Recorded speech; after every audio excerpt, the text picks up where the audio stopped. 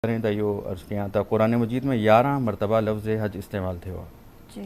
9 मरतबा अल हज जे नाले सां ऐं 1 मरतबा हिज आहे, 1 मरतबा हज आहे। मुंहिंजी नज़र में असांजे साम्हूं 9150 हदीसूं रिवायतूं आहिनि जेके हज जे बारे में आहिनि, हज अफ़ाल जे मनासिक जे हवाले सां आहिनि।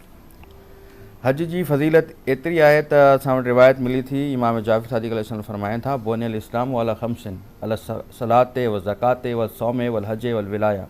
इस्लाम जी बुनियाद 5 शयुनि ते आहे, नमाज़, रोज़े, हज, ज़कात ऐं विलायत ते।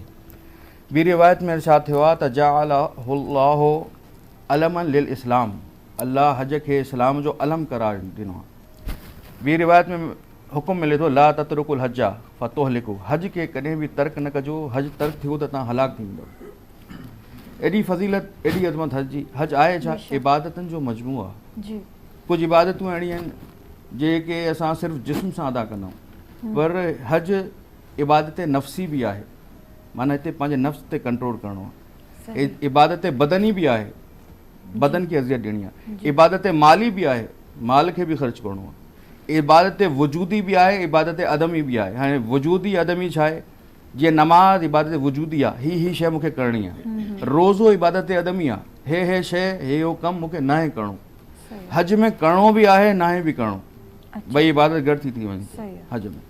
हाँ ख़ुलासो कयूं इन जो त हज उहा इबादत आहे जेको इबादतनि जो गुलदस्तो आहे, जंहिंमें नमाज जो मज़ो भी मिले थो वजूदी, रोज़े जो मज़ो भी मिले थो अदमी, ज़कात जो मज़ो भी मिले थो, ज़कात में माल ख़र्च थींदो आहे, हज में माल ख़र्च थींदो आहे, ऐं जिहाद जो मज़ो भी मिले थो, छो त जिहाद में पाण खे सख़्ती तकलीफ़ बर्दाश्त करणी पवंदी आहे, इहा ई हज में भी इंसान बर्दाश्त करे।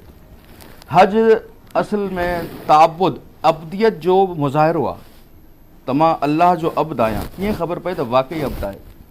जेको मां पंहिंजे इलाइक़े में हूंदो आहे त इहो लिबास पाईंदो, पर जॾहिं हज ते थो वञा हुकुम आहे त लिबास छॾे ॾियो, मां इहो अमामो पाईंदो आहे, अमामो छॾे ॾियो, टोपी पाईंदो, टोपी छॾे ॾियो, तर्क करिणो आहे। माना पहिरें त असांखे माल ॾियणो आहे, टिकट वठिणो आहे, वीज़ो कराइणो आहे, माल खे तर्क करिणो आहे।